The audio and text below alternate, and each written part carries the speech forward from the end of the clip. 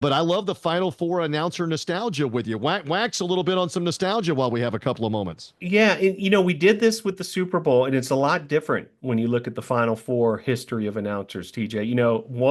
It's pretty much been the same network for decades. There's the NBC era too, but CBS after all these years. And you look at a guy like Billy Packer and a guy like Jim Nantz, and those two alone, I mean, Nantz 32 Final Fours as the play-by-player, plus another five as a studio host, so it's 37 total on Wow. his end of things, 1986 through 2023. And then Packer, he did 34 Final Fours as an analyst beginning in 1975, ending in 2008. So those two alone just kind of gobble up the whole, history book in terms of the announcers. But you're right, that Enberg and Al McGuire and Packer, I mean, what a trio they were. And they got that one game that just kind of catapulted it all into, history. And then you and I really started to get into it during our youth in the 80s, and a lot of fun those years. And Gary Bender for a few seasons as Correct. on play-by-play, Brent Musburger. Those are sort of the prime years,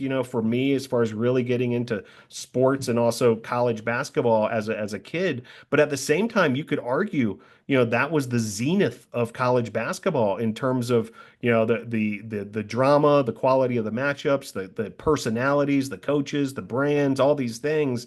And the announcing I thought was outstanding throughout it. But Packer was, year in, year out, he was the guy for the Final Four and national championship game.